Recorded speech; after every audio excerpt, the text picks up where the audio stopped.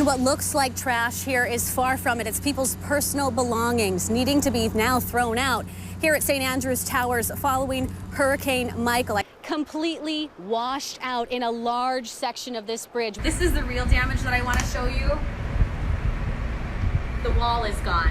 Part of the dock that was once just straight out this way is now completely flipped over. Look at this pile of debris. This was someone's home.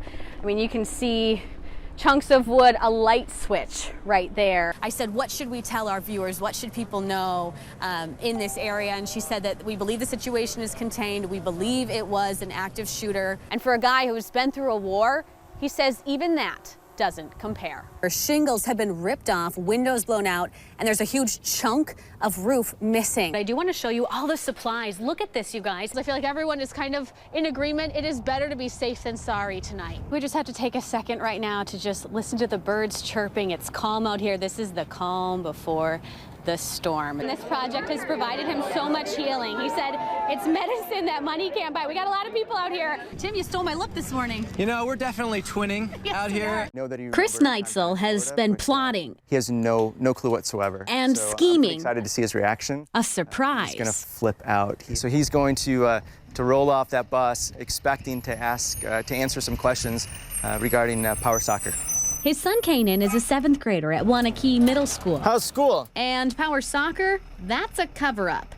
Kanan thinks he's being interviewed about his soccer league. What he also doesn't know is what's behind the garage door. Are you serious? That's yours, buddy. Are you serious? I'm serious. What do you think? You're kidding. I'm not. Yes, you are. Huh? Yes, you are. I'm not.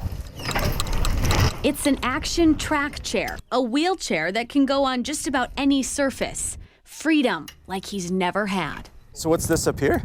Fishing rod holder. At a year old, he was diagnosed with CP, cerebral palsy, and so he's quadriplegic. And so he's a normal little kid. It's just that his muscles just don't work like yours and mine. His main mode of transportation is a power wheelchair, but it's heavy. It's quite a few hundred pounds. It'll sink down in grass. If it's wet or slippery, ice or anything else like that, he's got to be really careful. The whole chair will slide. And to make this surprise even sweeter, I had nothing to do with it, Kanan. It's just someone being super nice, huh? let's rewind to mid-March. The Neitzels were on vacation in Florida. And almost immediately, Kanan pointed out to this guy that was on the beach and said, look, there's a track chair. They introduced themselves, and the man let Kanan try out his chair. It was Kanan's first time on sand on his own. A few days later, Chris got a surprise of his own. And he pulled me to the side, and he asked if we would let him do something special for Kanan, because he saw the joy that brought to him. Joy that a chance meeting has multiplied. He bought that for you. Do I have an email so I can send him a message? We can probably send him a text and say thanks. Because I'm a, oh my God. How does that make you feel? So good. Huh? Does it? Yeah. Does that make you excited? Awesome. Huh? Awesome. You don't know how to react, do you? No. I've never seen a donor change someone's life like this. Chad Hermanson sells action track chairs and says he's never seen anything like this. No, not like this. We've had different organizations that have purchased chairs for people, but never, one single private donor surprising a family with a chair. Pretty cool. For him to be able to go and explore a whole new world is just amazing. This is so cool. A gift of a lifetime. It's kindness in motion. Welcome to the Anderson family Christmas display. I'm here with Keith Anderson, and you are the mastermind behind this entire display. Tell me a little bit about it. Yeah, it just kind of grows every year, and keep adding more. We got almost 60,000 lights, and there's over 450 figures out here, and wire frames and plywood cutouts, and just a little bit of everything, and people seem to enjoy it. Yeah, so you'll actually open on Thanksgiving night? Yep, yeah, we light it up 5 o'clock on Thanksgiving night, and then it'll run through New Year's. Wow, okay. And you're giving back through this display as well? Yes, absolutely. We partnered with Gifts for Kids last year in Edgerton, and We collect new toys and monetary donations for that. And people bring food that we collect for Edgerton Outreach as well, non-perishable food. Okay. Are you getting excited for people Yes. driving by? Yeah, it's been a long 4 weeks, and we're ready to have it done and start getting some people in here. Good. Well, I don't want to give away your whole story, but you have had a few slowdowns in this whole process, but you're going to get it done and excited for it, it sounds like. Yep, absolutely. All right, be sure to watch for this story tonight on NBC 15.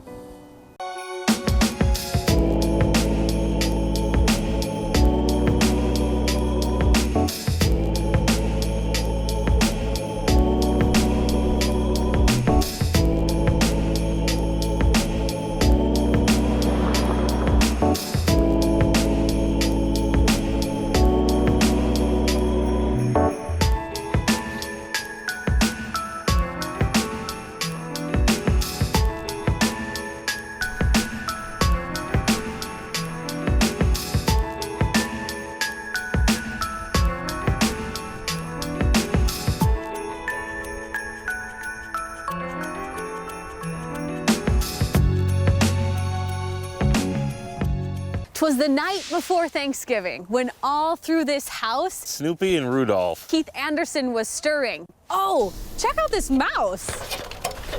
Trying to fix these bulbs that aren't working. 60,000 lights hung all over with care, Sometimes they get moisture in there and get corroded. hoping thousands of sightseers would soon be there.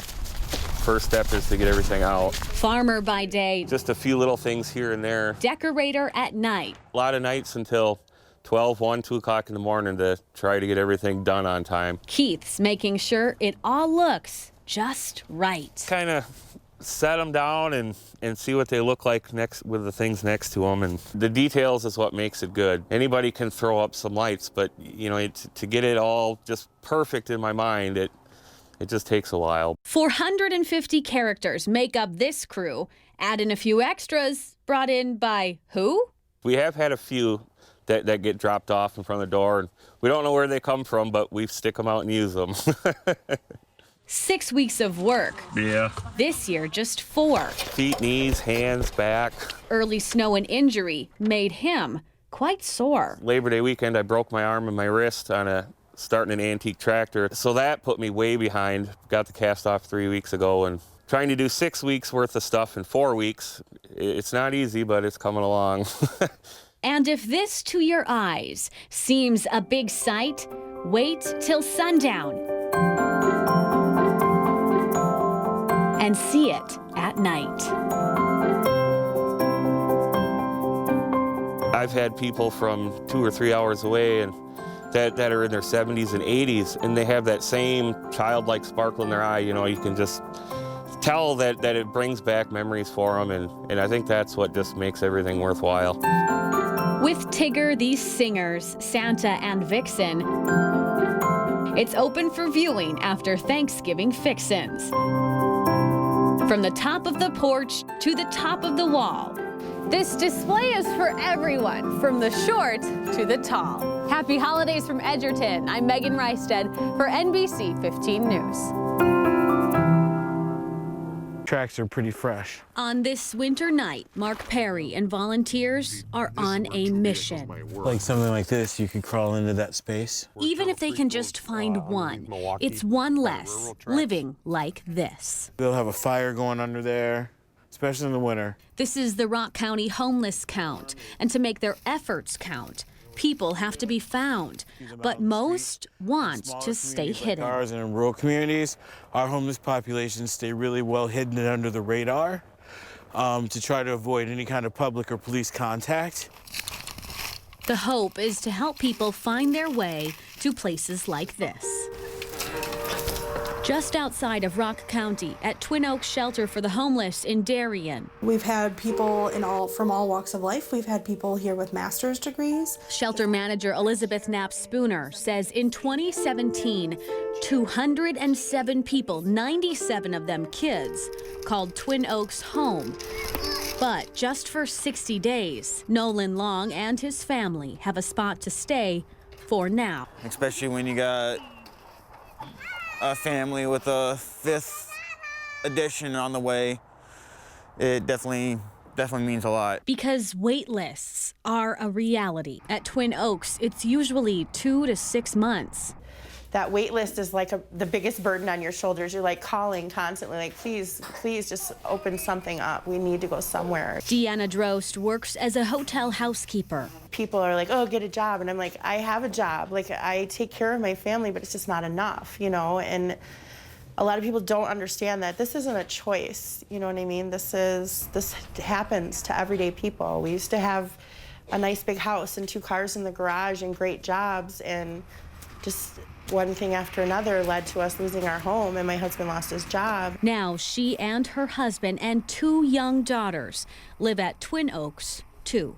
The children, they didn't ask for this. This was our mistakes that brought us here.